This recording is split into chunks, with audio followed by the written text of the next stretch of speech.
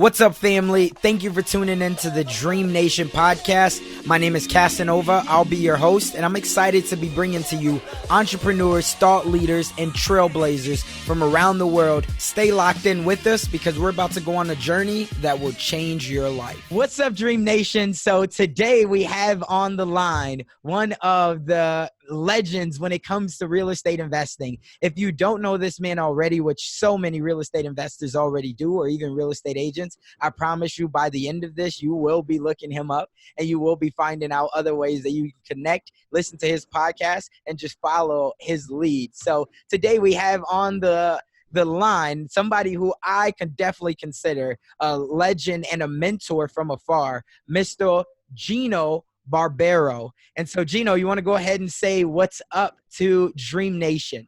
DreamNation, I am a legend in my own mind. That's where it has to start, right? First starts in your own mind, and then hopefully you can propagate it out to the world, right, Casanova?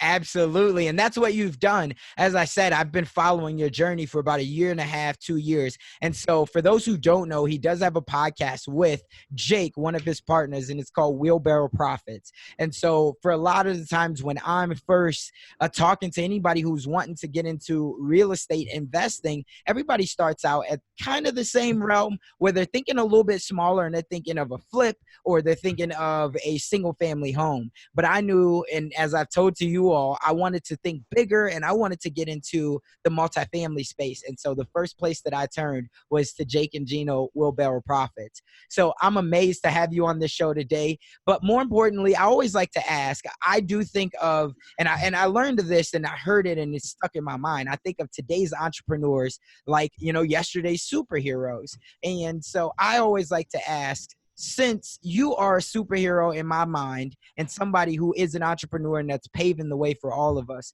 if we can scale back before the podcast, before investing over hundreds, I wouldn't say, thousands of deals. How many deals have you done now, or how many do you have in your portfolio? So we have 1,000 units that Jake, myself, and my partner Mike have bought together, and then we've syndicated.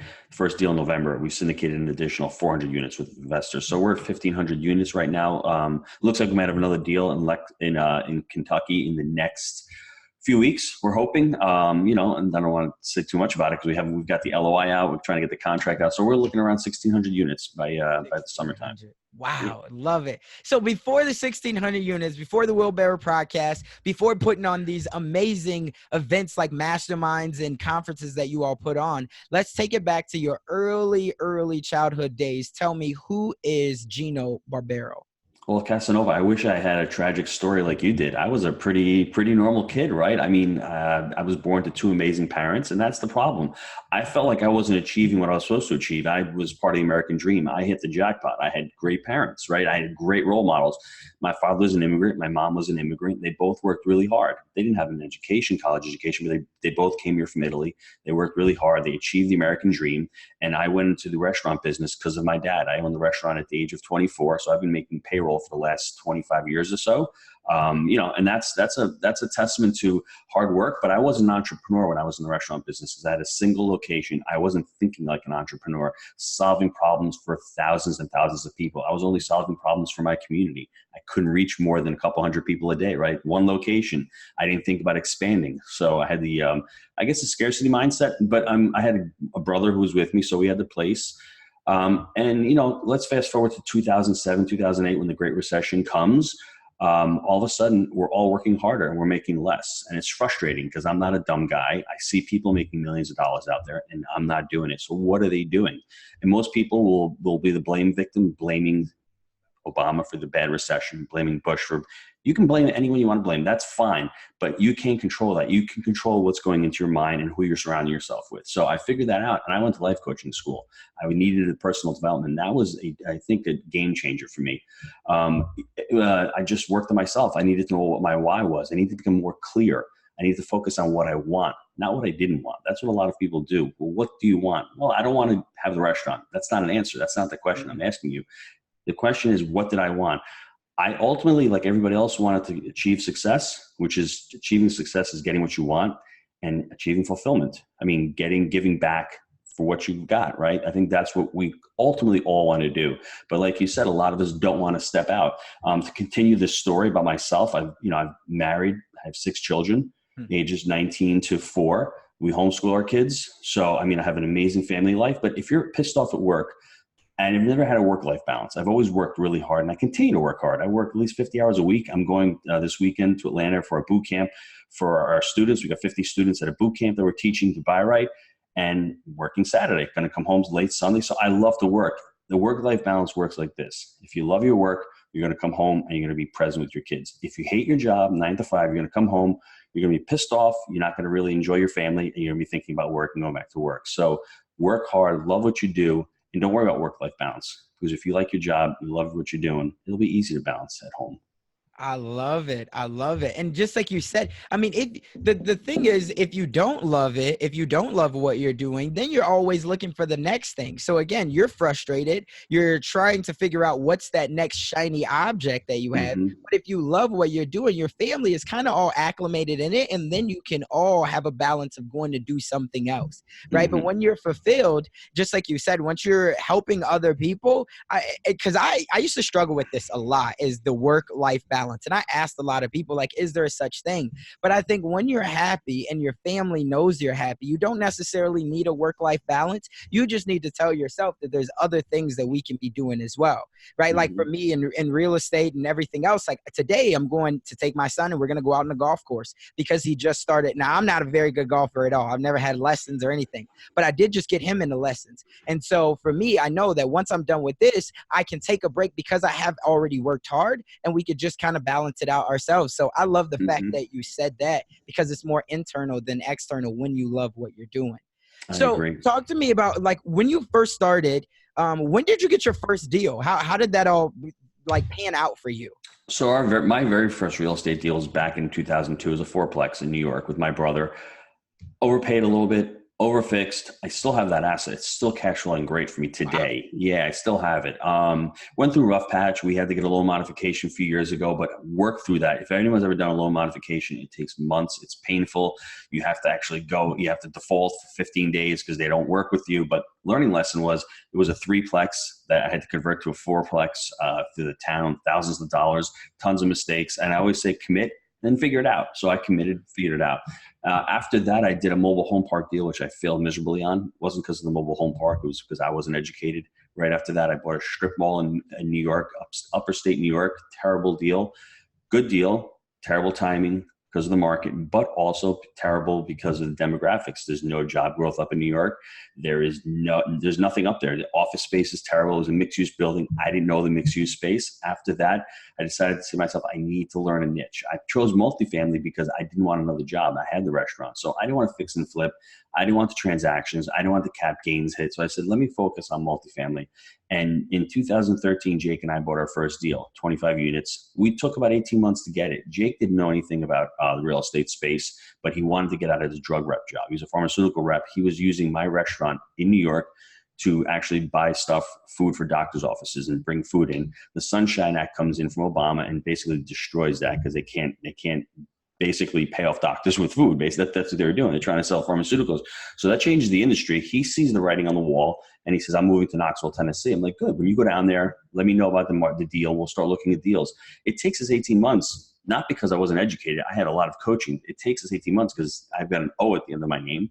And Stenziano and Barbaro in Tennessee, we don't know anybody. It takes a little bit longer to build those relationships, right? Right. So that was part of it. Y'all ain't going to do business down here. We heard it all down there, but we were resilient. We wanted to get a deal done. And when you put yourself out there, you start underwriting deals, you start talking to brokers, you have a little bit of capital. We busted through. We got that 25 unit deal, had a little owner financing in it. 3 months after that, we had a 36 unit deal. 6 months after that, we bought a 136 unit deal. So the progression from think big and start small, 25 units was perfect for us because it was me, Jake, and my brother Mark. So it was 8 units on average for each of us if you want to break it down that much. We each had to come up with $27,000 for the deal. So it was doable. You find the money somewhere. It was a great deal, but it was a hard deal. It was a transitional workforce housing. It was weekly renters. So tough tenant base, a lot of turnover, no systems, total mom and pop. But like I said, we committed and we figured it out. We bought that first deal. Wow. So there's so much to unpack there. There Let- is a There's lot. so much to unpack there. So let's go back and Sure. so when you first said you started out, you were buying these properties like the fourplex. Did you buy that yourself, or you had your brother at least in there with you? Yeah, no, it was me and my brother. It was a great deal for us because it was literally a half a mile up the street from the restaurant. So we used part of the fourplex as storage space. So we used it for storage. It was very easy to manage. The funny thing about that property right now is the rents in New York are just it's about an hour north of Manhattan, so it's in Putnam County. One bedroom apartments are getting $1,200, and we rent them when they go vacant. It's crazy. I don't know what's going to happen in New York now. They're passing some climate law change. They've got free healthcare. They've got free college. New York is going to go down the tubes as far as I'm concerned. Anyone listening to it, when you're looking for areas to invest, markets, look at what's going on with the politics, because they're passing these laws and they're restricting freedoms. Basically, where you are in the middle of the country, they need to pass laws to promote people to come, because it's hard. Who wants to live in Omaha, Nebraska? It doesn't sound sexy, right? Right. The capital doesn't flow there, but Omaha, Nebraska is intelligent because they know they need to pass business-friendly laws to get businesses and capital flowing there. New Right. York doesn't have to do that. New York's the capital of the world, so they pass this stupid legislation, and as just a few people in legislature that are passing it, and it's going to be harmful to the state. I mean, a lot of people are leaving. You've seen the migration that's going on. All people are migrating. I'm a perfect example. I left New York 2 years ago. I was there for 47 years of my life, left my family, and sold the restaurant to my brother a year before that. So I left because of those reasons. There's no state income tax. There is much better weather down here. The climate's nicer. The people are nicer. It's a much more business-friendly environment. So just be careful when you're looking at real estate, at the market itself and what's going on. Is it business-friendly? Is it tax-friendly? And where's the migration? Where's the flow of money going? It's not going to those blue states because of the tax laws. Also, it's flowing down to the southeast and to those states that are more business-friendly. Does that make sense? It does. It does. And man, you're dropping nuggets already. You already have something that you can look at. Be looking at the South. Be looking at these places where it's tax friendly, that they want to get more residents in there. Make sure. Now, the second thing that really sparked my mind is you said you went from a fourplex to then going to a mobile home park. Mm-hmm. So that's complete opposite, and that's complete, like, that's going into another lane. And most people, that's a fear there because they only know one thing. But you quickly was like, no, I'm going to diversify and I'm going to try these different things. Or was that not how it went? Maybe did the deal just come? So no, what happens is, if you've ever heard the quote, a man with money meets a man with experience.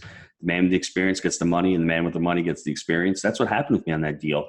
I learned a lot. The mobile home park, I wish I had done my due diligence. I wish I was a friend of a friend who had been doing these deals, and he had a great track record. He had been doing this for 7 or 8 years.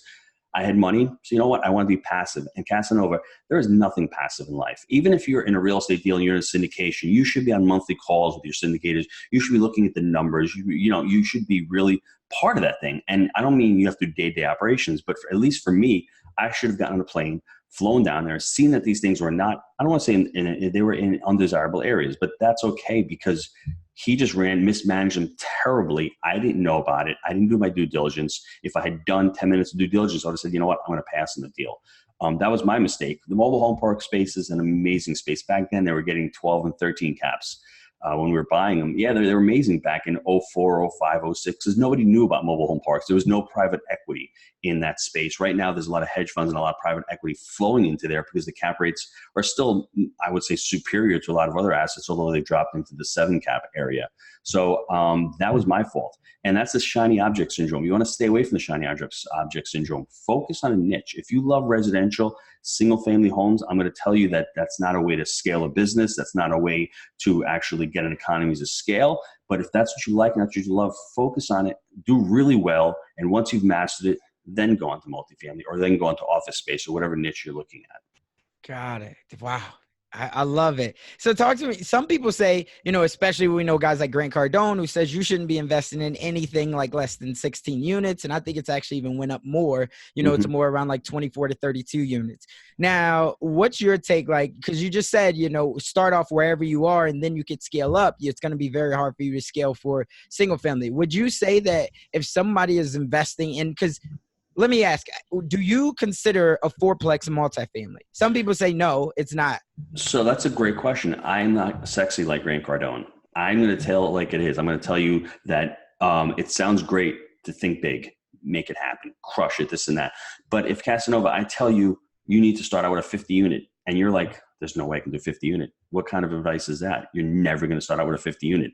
If you're comfortable starting out with a fourplex, house hacking it, living in one and renting out the other three, that's a multifamily to me. What I want everybody on the call to think about and what they should all strive for is to become financially free. If you can do that through fourplexes and sixplexes and get your bills paid, then you're done. Then you can start helping others. Then you can start actually getting other opportunities coming your way. But if you're saddled with debt, if you have no assets paying you, how are you going to focus on anything? How are you going to build your portfolio? How are you going to become so financially free is the most important thing. I wish I'd done that sooner in my life. And I never had debt. So if you have debt, even if you're only paying $300 or $400 a month on that student debt, it's over your head like a black cloud. It's like listen, to me, I call that that's the type of slavery to me nowadays, more than anything else, because you are in bondage, because you have to pay that nut every month. You're starting out with a mortgage payment before anything else. Now, if there's an ROI there where you went to college and you're getting a great salary or whatever, but most of the student debt is because these kids never finish college and they're working at Starbucks making $15 an hour. That's the problem. So I think college is great if you can utilize it, but if you can get rid of that student debt, it's like a cloud over you and you feel liberated, you feel free, and your mind doesn't have to worry about paying that. And everything that comes in, you can separate it, put 10, 15% away to invest, and take away the bills with the rest of it. So I think focusing on that is financially free. And to finish up with a question, it doesn't matter where you start, because I've seen a lot of students, Jay Scott said this before me on our podcast, you either have 0 deals or you have multiple deals. Nobody has one deal and then they stop. But a lot of people have those 0 deals and say, I've got to find the perfect deal. I've got to find a 30 unit. Just start. Even if it's a duplex, who cares? It's on your credibility book. It's on your resume. Then you can go to Casanova, the realtor, and say, you know what? I've got a duplex I closed. I'm looking to scale up. You're more likely to talk to somebody who's got an asset in his portfolio than someone who doesn't, who's just a talker. So to me, it doesn't matter where you start as long as you start. I love it. Just take action, right? That's the whole purpose of this DreamNation podcast, is to inspire, but inspire those to take action. Now, I get a lot of messages, and I'm sure you do too, about people wondering how they can get in to multifamilies or even a duplex, but they don't necessarily have the credit or the capital. How do you teach your students of where to get started? Is it to get a job, or is it to leverage OPM or other people's credit? What are you teaching? There's so many different ways to get it. I know you met Josh at Thrive at the event, and Josh taught me this phrase, and I always use it all the time.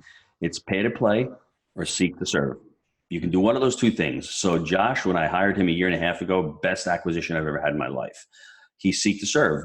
He's getting paid tremendously, but he grew the Jake and Gino brand, and you met him. He's an amazing dude. Shout out to Josh as well. He did make the connection, and he was amazing at Thrive. Right? I mean, but he's drinking the Kool-Aid with Jake and Gino, and he's part of that guy who created the Kool-Aid. So there's a lot of ways to get into real estate. The first thing you need to do is you need to learn how to speak the lingo. You need to look professional, right? You can't, if you don't know what a cap rate is, if you don't know what cash on cash return is, if you don't know how to find an emerging market, don't start talking to brokers. Don't start making those connections. You're going to look silly. So find a mentor or pay like I did. I paid hundreds of thousands of dollars for my education. Pay for it. Make yourself look intelligent. And then there's so many different ways to get into it. Would you like to partner with somebody? Would you possibly like to raise money for a syndication, for somebody else's syndication? Would you like to create a syndication for yourself? Would you like to use creative financing? Would you like to, like I said, partner with other people on a deal? Would you like to bird dog and start wholesaling deals and start raising capital that way for your deal? So there's so many ways to get into multifamily real estate. Money's not one of them. I don't think dispelling the myth of money is so wrong, because there's so many wealthy people out there who've created entities, huge companies like Bill Gates. You can go down the list. They didn't have money. They had an idea, and they were really educated, and they created tremendous amount of value. That's why multifamily is really, if you think about it, if you can serve 1,000 tenants, you're going to be making more money than if you serve 30 single family homes. There's no two ways about it. The more people you can serve, and then from those 1,000 units, we can get it to multifaceted. It's a multifaceted real estate, what we call by multifaceted multifamily. You have a 30 unit property. Well, Jake and Gino decided to create a podcast and an educational platform. So we're generating revenue from that one business source. All of a sudden, we decided to create a property management company. Well, we're creating another revenue source from there. All of a sudden we haven't done it yet, but let's say you want to create a title company to do all your closings and all your refis. There's another one right there.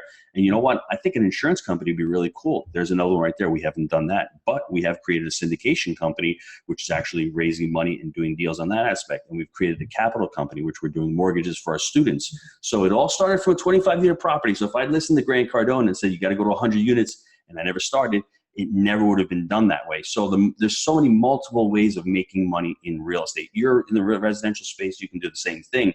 But I think in multifamily, I think it's just easier to build a business, because when you have 25 units, Jake is running around selling vaccines, but he can go Friday afternoon and collect the rents at that one location. He can be able to take care of the landscaping from that one location. We don't have 25 garbage bills. We don't have 25 insurance policies. We don't have 3 maintenance guys running around to 25 different homes. It's all in one location. And that is priceless when you're trying to build a business and trying to scale up. Wow. I love it. I love it. That information right there was priceless. Let me ask, for a lot of people though that are listening to this, wherever they are, maybe they're in a market right now where they feel like that there's no deals. Cause I know in Omaha, it's very, very, competitive, for lack of a better word. So a lot of people say you should be looking at the South, or you should be looking at places that people don't know anything about. How do you educate people to say, what are the first things that they should be looking for if they're thinking about investing out of state where they don't have any connections? So that's a great question. We practice what we preach. Back in 2008, I was frustrated. New York seems like it's never had deals in my market, right? The property taxes are atrocious. The insurance is expensive. The labor costs are expensive. So I decided to invest in Rochester, New York, which is about 7 hours away, right? So I'm thinking to myself, I need to hit a cash flow number. What is my burn number? I needed at the time $7,000 or $8,000 a month, and I could leave the restaurant.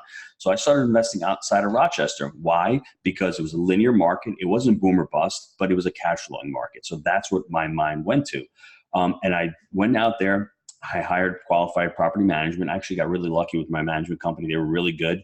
The problem was I couldn't scale up. That's part of the problem. I just could not scale up because I was only buying duplexes at the time. So I ended up going down with Jake. So for anybody looking to invest outside of their market, they need to focus on 1 or 2 markets at the most, especially when you first start out, because you're going to need to create broker relationships. You need to start talking to brokers and start getting deals sent to you in your inbox. And if you're analyzing a deal in Omaha or one in Nashville, there's different cap rates. There's different expenses to run the property. There's different metrics. So focus on one market. If you're looking for instance, if you're in California and you're looking to invest somewhere else, maybe start creating those relationships. That's why people, they join the Jake and Gino community, because people are partnering up together and doing deals. So if somebody's in California, but they're partners in Chattanooga, Tennessee, they can partner up. And that's one way to get into an emerging market that's outside your backyard. But you also need to know a lot of the metrics. There's a real estate perspective. You need to know what job growth is, what unemployment is, what the population growth is, the number of employers, the absorption delivery of apartments, the affordability of apartments, what rents are opposed to mortgages, all those numbers, you can learn that. But there's also the real estate perspective. If you live in California and you've got to go to Topeka, Kansas and take 2 flights to get there, that's probably not a good market for you, because it's going to take you too long to get there. Because when John the broker calls you up and says, I've got a deal for you, can you be here in 2 days? And you're like, you know what? I can't get on a plane in 2 days and be there. But if you can get on a plane from California to Dallas, it's a 3-hour flight. That's probably a much better market for you to focus on. So that's another perspective. It's not just about the real estate numbers. It's about the ability for you to get to that market. And I think ultimately, people say we're at the peak of the market. I've been hearing that for the last 2 years. Don't stop, because it's never the right time to buy the deal, because you're never going to have the money for the down payment, and you're not going to know when the market tops out when you are a novice investor. You need to get educated now. And the other thing is, when you choose your market and you're doing it and you're laying the groundwork for the next 18 months, when the market turns, all of a sudden Casanova has, people in Omaha that he knows that once the market turns, brokers are going to be calling him. But if you start when you think the market's already down, you're behind, because you've got people who've already created those relationships that you don't have. So if you're really, I guess gung-ho, for lack of a better word, to get into it today. Start laying the groundwork. Doesn't mean you need to buy deals, but at least it means you need to start laying the groundwork and learning how to buy right. So when the market turns, you're ready. I love that. And just analyzing deals. That's what I think so many people, and I know you preach this all the time, but you Hmm. got to make sure that you're at least just analyzing deals. Even if you're not going to be really ready to buy for about 9 months, if you can analyze 1 to 2 deals, even a week, how much further ahead will you be when 9 months comes that you're not? Because a lot of the times why people lack to get started is because they don't have the confidence that they really have the knowledge and they're not going to fail. But So if they, that's important. It's yeah, important that you say that. So there's a couple things to that. The first thing is I think everyone on the call needs to read the book Atomic Habits by James Clear. He okay, talks about that.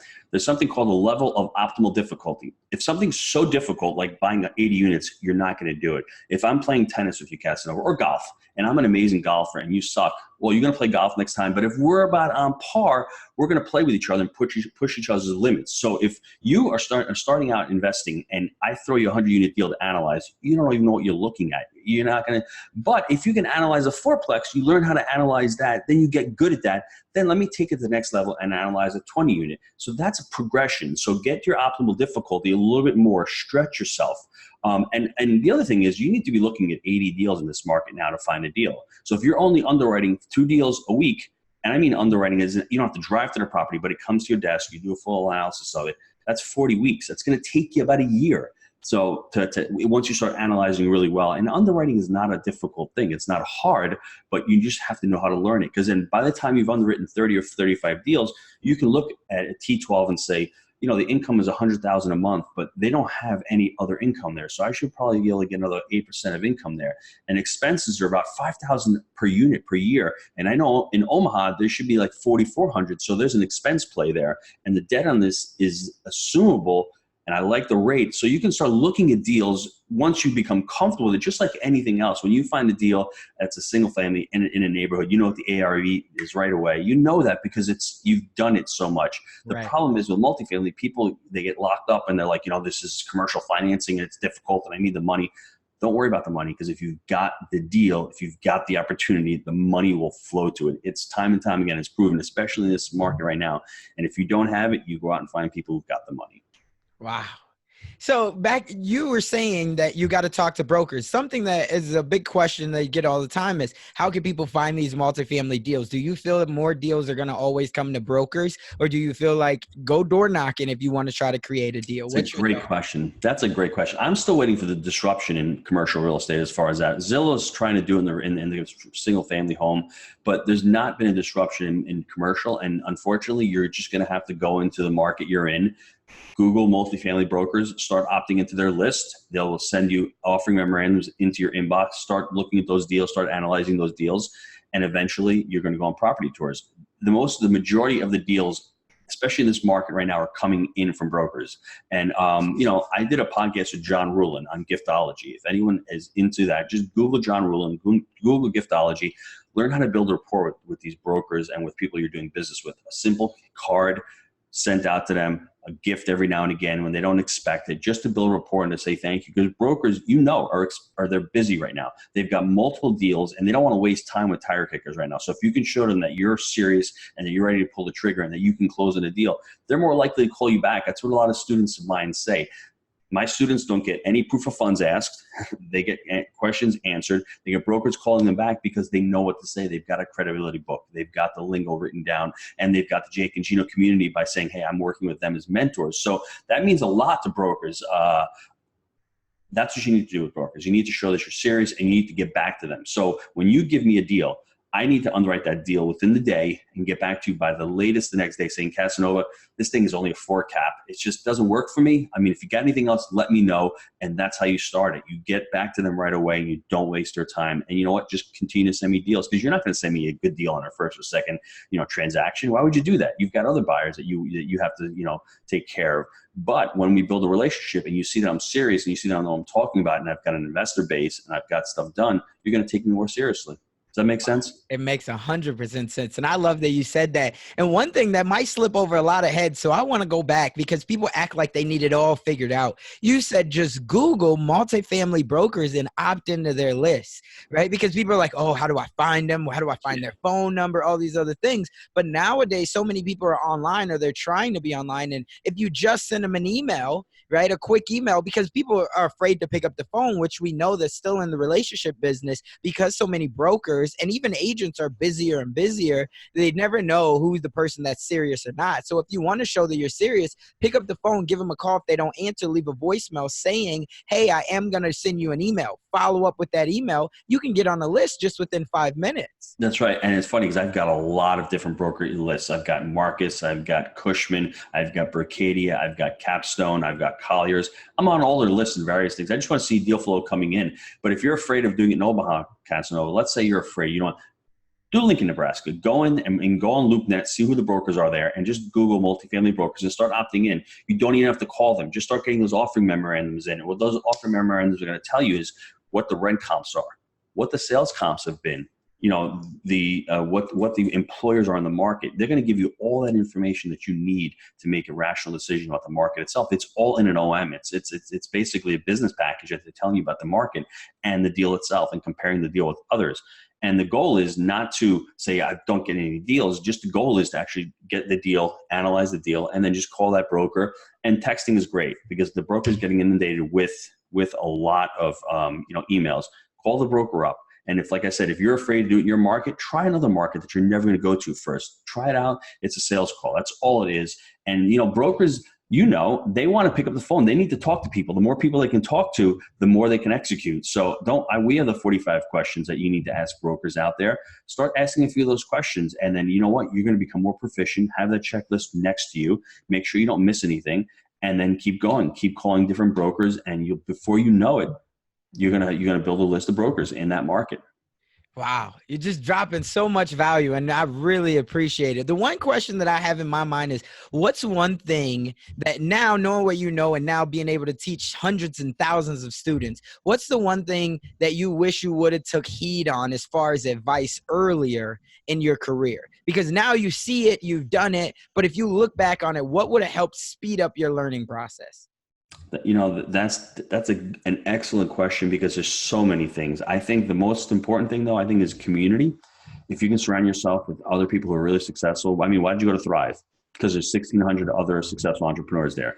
Are you going to strive to be with them? I forget the quote that Tony Robbins says, but basically your success is dependent upon the expectation of your peer group. If your peer group, like you said, is in Chicago, in the hood, and that's what they know, that's what you're going to be. That's your peer group. Unless you're a strong enough person to pull your peer group out of there. And most of us aren't. We're just not that strong. So I was at the restaurant. The reason why I didn't like working there was I just surrounded by people who are great people, but they were lower middle class. They're making $15, $20, $25 an hour. And that's what I was surrounding myself with. So I wasn't surrounding myself with innovative thought thinkers thinking how to create businesses and grow businesses. Once I met Jake and we started our little mini mastermind, and then I met my partner, Mike, who's my mentor. And then I started the Jake and Gino community, and I've done 170 podcasts with Robert Kiyosaki and T. Harv Eker and Dean Graziosi and Cameron Harold, and the list goes on and on. All of a sudden, I'm thinking differently. I'm acting differently. I show up positive, and these guys, they're like, who is this guy? And then by the end of the podcast, they're like, this guy's pretty cool.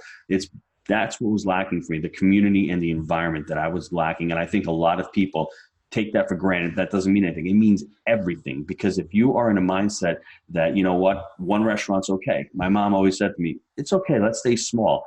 How can I have one restaurant for 25 years and I have 1,500 apartment units in 5 years? That makes no sense whatsoever, right? It doesn't make any sense whatsoever. I'm not any smarter. I'm not any different.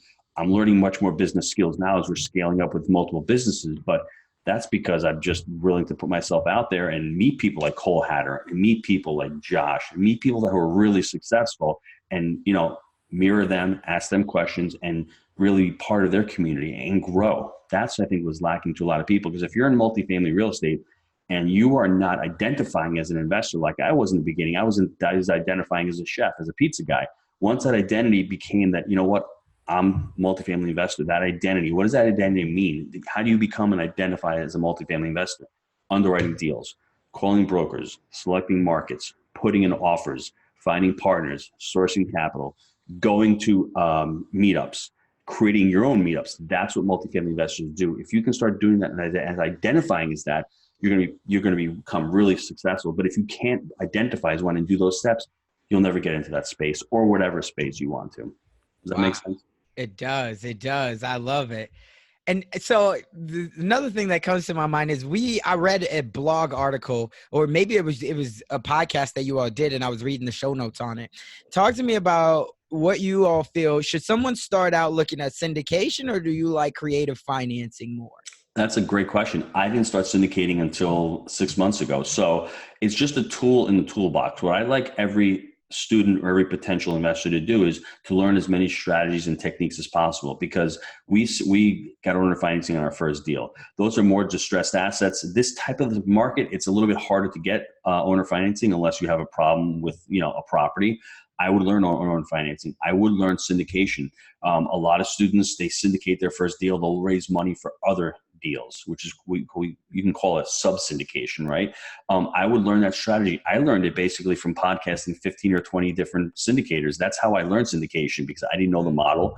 And then we just committed to one. We committed to a smaller deal. It was a $6 million deal. I mean, it might be big for a lot of people, but for us, we could have bought that internally. So if we didn't raise the capital, we could have bought it ourselves. So where was the risk in that? We were able to raise $2.5 million in 2 days, which for us was a monumental achievement. But I had 500 investors on our database because of the students and the events and all that work that I did on the front end to create the brand. So I would do both. I would learn how to syndicate deals. I would learn how to owner finance deals, and I would learn how to look at partnerships and create partnerships with others, and how to structure partnerships to benefit you. Just because, Casanova, you have no money, but there's an investor who wants to invest in your market, and you say to them, you know what, give me an acquisition fee. I'll put this deal together. Let's partner. I'll take 20% of the equity. I'm not going to put any money in the deal. I'll run the deal day to day. I'll get property management. You get 80% of the profits. You don't have to do anything. You think the guy would go for it? Most intelligent doctors who need passive income would probably go for that deal. Most students would never even think of doing something like that because they're not educated, right? So you can get 20% of a deal or 15% of a deal without putting any money into your own deal, but you're putting sweat equity, you're putting your knowledge and your experience on the line. And that's the first deal. Let's say that deal goes well. You refi that deal out, you got money for refi there, that money goes into the next deal. So that's just one example of trying to broaden people's horizons, where it's not really about the money. It's about your skill set, about your ability to create value for those investors. I love it. Now, one question what do you think when you are talking to people, because private money is becoming more and more people are becoming educated that they can use their 401k, roll it over into like a self-directed IRA, right? And then they can use private money. But when you're doing those deals, do you think, because JVing or partnering up is kind of the most expensive way you can do it. When you're asking somebody to use their private money, do you think that it always, like, I guess, is there, because they're putting the money in the deal and maybe you just found the deal and you're managing the deal, do you think that they should be getting more money, or could you still ask for 50-50 in those types of deals? Well, I don't know. It all depends how great the deal is. It all depends what I guess you want to call your internal rate of return. It all depends what your investors are looking for. Self-directed IRAs, I would tell everybody, just go and research self-directed IRAs. There's some limitations to when you want to invest in a deal. So if you're taking money from somebody from a self-directed IRA, they can't self-manage. So it's a great way for a syndicator to raise money through a self-directed IRA, although there's some limitations on unrelated debt financing. So go online. We use Advanta ARA, just plugging them. You can go on and look at Equity Trust. There's a lot of different self-directed IRA companies out there. But it all depends on the structuring and what you can get back to your investors. If you can take 10% of a deal but not have any money in, or have a little bit of money in, I'd rather have that little bit of equity in the deal and actually say to yourself, I'm a KP, or I'm an owner of a property. That's where it starts. You start your credibility book and you commit, and then you figure it out. It's all about getting to that first deal, learning how to manage it. If you're on boots on the ground, learning how to self-manage that deal. And then if you've never done that before, it's a great learning experience, so then you can start looking at other opportunities.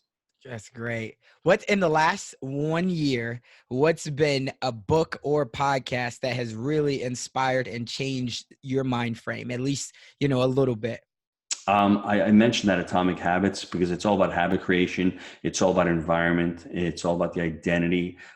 It's all about, just working on yourself and trying to create those good habits. Habits can be good or they can be bad. How do you create them? And I think there's another book that I'm going back to and reading. It's called Stick With It. Basically, another way to create habits and to create, once you lock something in, you want to continue to progress with that. How do you continue to progress, and how do you put it into your body and actually, continue forward with the actions that you need to take?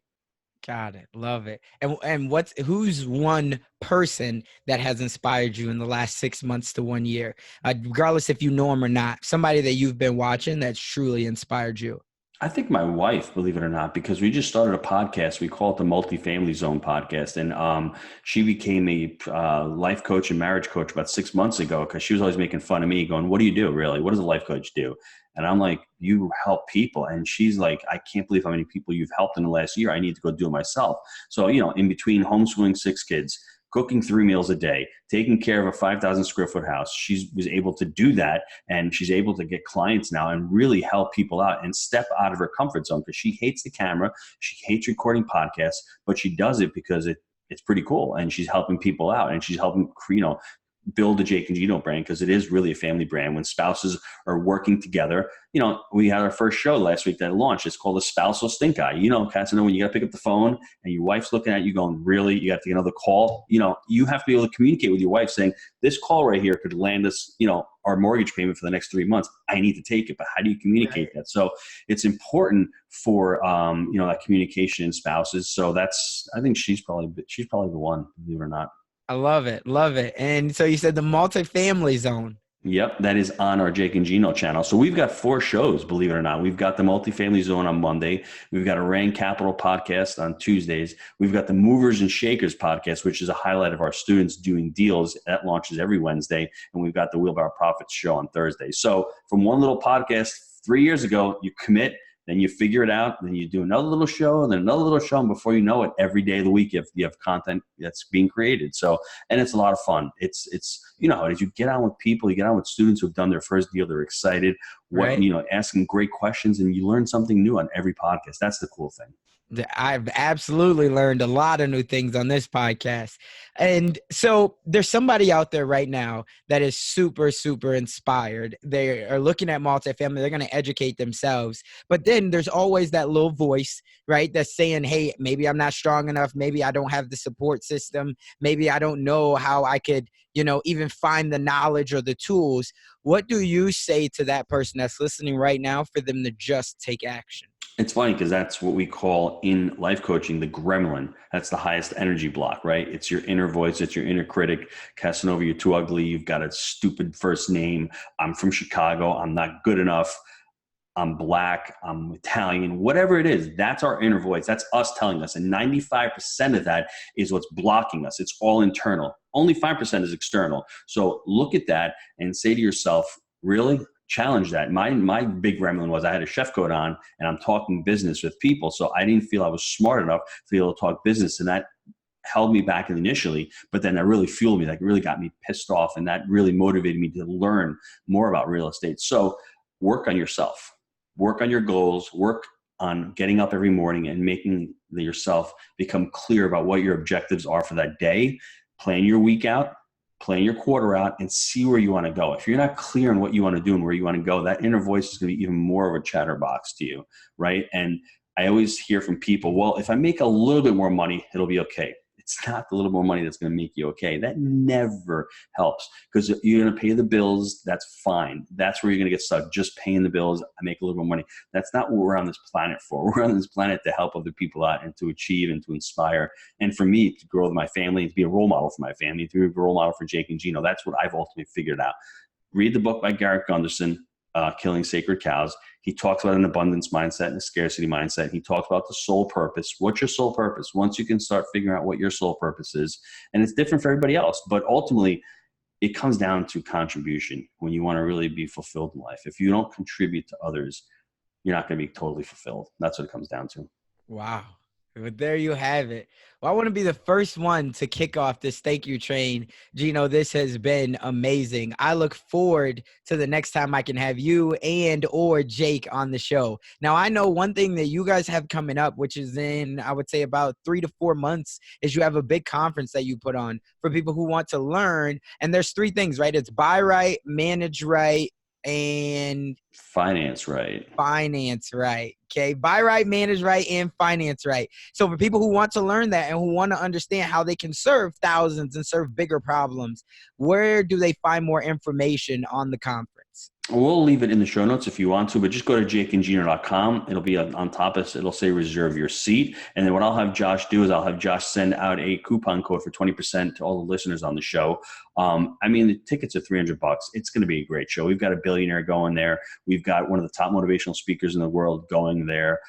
We've got our entire team teaching that weekend. So it's not one of those run to the back room guru things. We're almost like Thrive. We're really not selling from stage. It's going to be a lot of fun. There's going to be a lot of motivation there, but at the same time, we're teaching buying right. We're teaching manage right by having our managers there presenting, and we're teaching finance right. We might have some people from Freddie Mac there. So it's all multifamily, but at the same time, interwoven a lot of family, a lot of education on how to get into multifamily. And it's a great place to network. It's a great place. If you've got a deal and you need money, there's going to be a lot of deal sponsors, a lot of syndicators there who have money and who have deals, and they're just getting back and networking. So it's going to be a great event. It's October 19th and 20th at the Gaylord Palms. So if you all want to get down there and have a vacation, go to Disney. It's 10 minutes away from the hotel. So that's why I did it. It's a Saturday, Sunday. You can come in a couple days before, a couple days after, and you'll just have a great weekend. Oh, I love it. And I mean, it starts to get a little bit cold. I mean, it is football season, but it starts to get a little bit cold, especially in the Midwest. So if you want an opportunity to get down to Florida, that's your ticket right there. You can tell the wife, you can tell the husband, look, this is for a good reason. All vacation. So, Robert Cialdini with persuasion, right? You persuade them. You say to them, listen, how about we take a vacation in October? It's getting a little chilly up here. Honey, I'd love to do that. You know what? That's great, because I've got a business conference I'm going to go to for 2 days, and we can sandwich stuff. And you know what? You can come because it's a big family event. We're going to have a spousal network there. So maybe if you want to come, so that's how you persuade them. It's all about selling, my friend, right? It's all about framing. It is. And be prepared for that spousal stink eye. You definitely got to persuade on that, because the moment you say that business conference, it's like, But this is a different one, Tom. This is the right. with the wives there. Yes.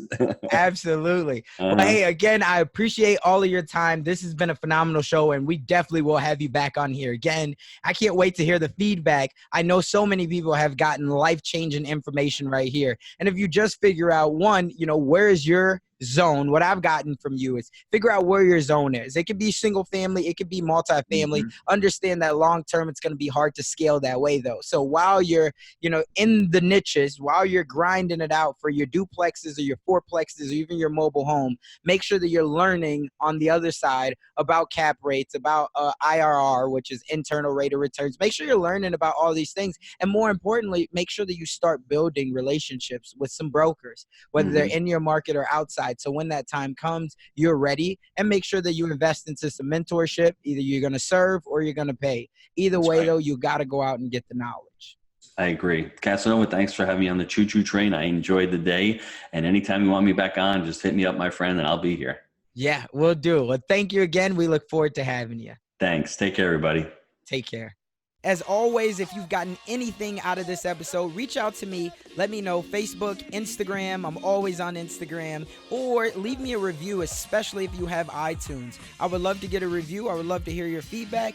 It'll keep me knowing that I'm giving value out and that you love these episodes, so I can keep bringing more and more and more. My goal is to just serve each and every one of you all. I know that there's questions. I know that there's a lot of doubt. There's a lot of worry. But at the same time, we're dreamers. And what that means is there's a lot of excitement.